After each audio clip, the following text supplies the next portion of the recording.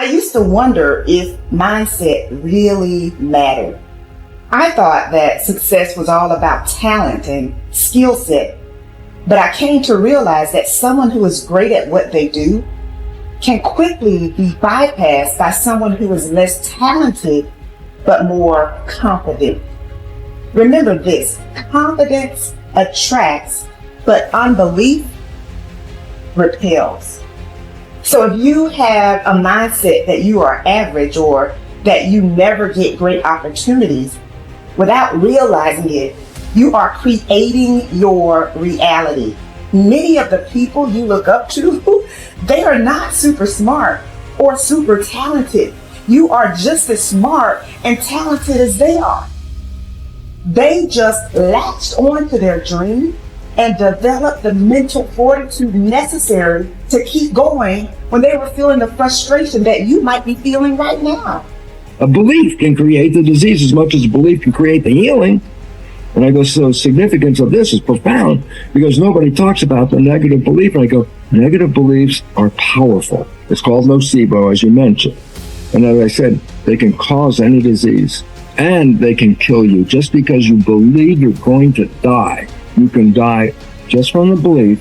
We always have to update our versions about reality because it's the only way that we adapt. Don't believe everything you've read or heard.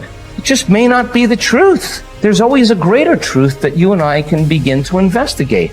Surely someone in eternity has had similar problems as you and I and have gotten beyond it. Yes or no? So study that person.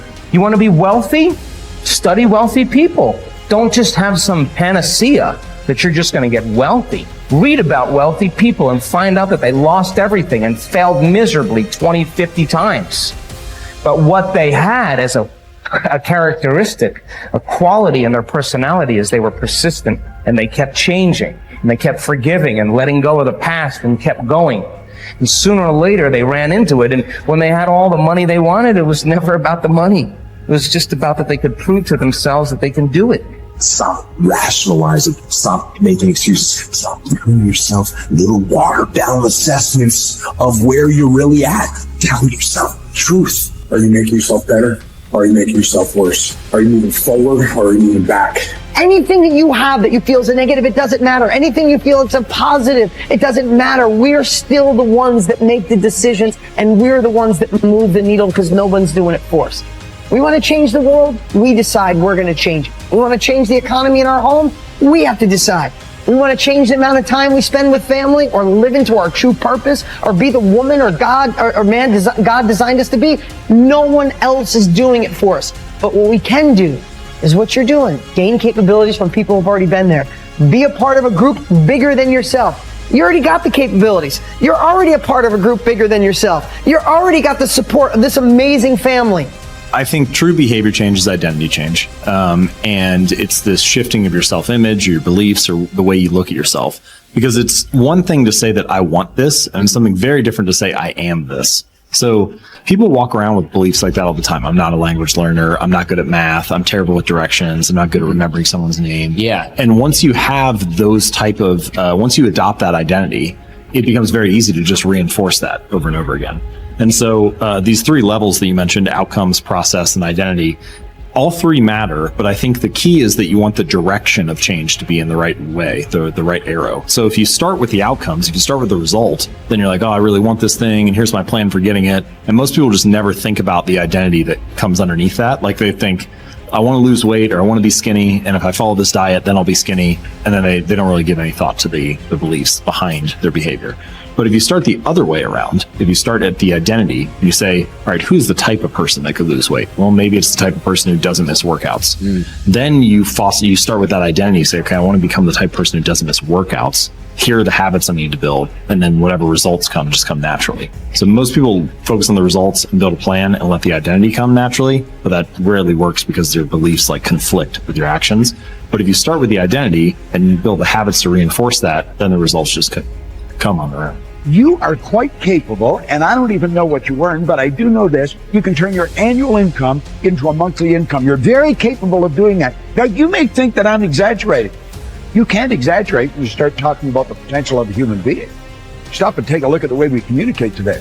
I remember when I was a kid when I saw the first television set. If anybody had told me at that time it was black and white, it was snow, and somebody would appear on the screen and they'd go away again. If somebody had said, listen, in your lifetime, you'll be able to put one on your wrist, self-contained in living color. Somebody can shoot something going on the other side of the world. You can watch the Olympics on your wrist. You'd have thought they were right out of their mind, but all that's going on. In fact, that's nothing today compared to what we're capable of doing. You stick a little camera on our computer and look at the other person and talk to them anywhere in the world. Doesn't even cost you a nickel. Are we moving ahead? I think we're moving ahead at a rapid rate. But I'm going to tell you something. The people that are taking this there are not letting the paradigm stop them. And I don't want you to let the paradigm stop you. I want you to stop and think of where you're going and what you're doing. And when you go to break out of the paradigm, it's because you're using a bigger idea than what you're conditioned to. Now, remember I said that conditioning is cause you to feel comfortable?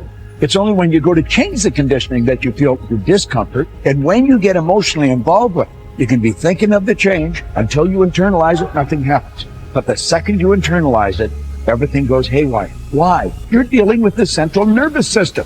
You're messing with the paradigm. You've heard the saying, habits die hard. Well, you put 1,000,000 of them together and see what happens. Yet it's like a wall, and you bounce off that wall, and you'll go back and live in your conformed or, state of bondage and justify why you should stay there. Don't let that happen. Absolutely refuse to let that happen. If you've got an inspiration to move, to quit your job, to start a business, whatever you want to do, step out and do it. I mentioned in another series that God's gift to us was more talent and ability than we'll ever hope to use in our lifetime.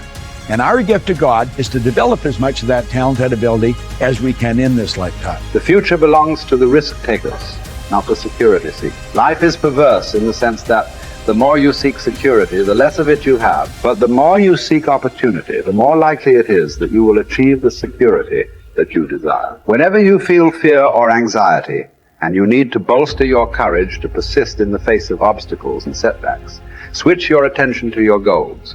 Create a clear mental picture of the person that you would like to be, performing the way you would like to perform. There is nothing wrong with thoughts of fear as long as you temper them with thoughts of courage and self-reliance. Whatever you dwell upon grows, so be careful. And this brings us to a very important mental principle called the law of accumulation. The application of this law is a fundamental reason for success in every field, including yours. This law says that every great life or great career is an accumulation of hundreds and perhaps thousands of efforts that nobody ever sees or appreciates.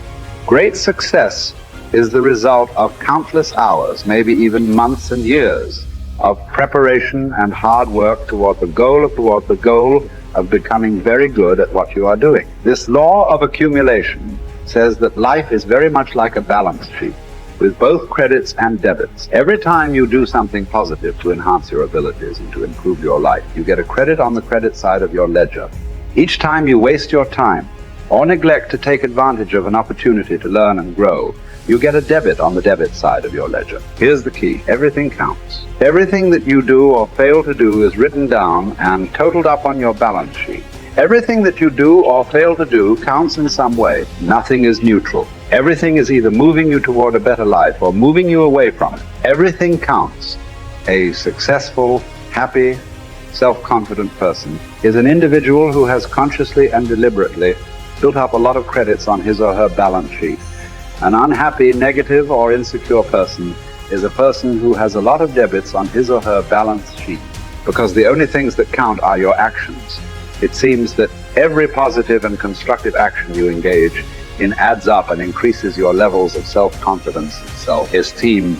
The law of incremental improvement, perhaps the most important corollary of the law of accumulation, is what is called the law of incremental improvement. This is really the law that explains how you move from wherever you are to the top of your field.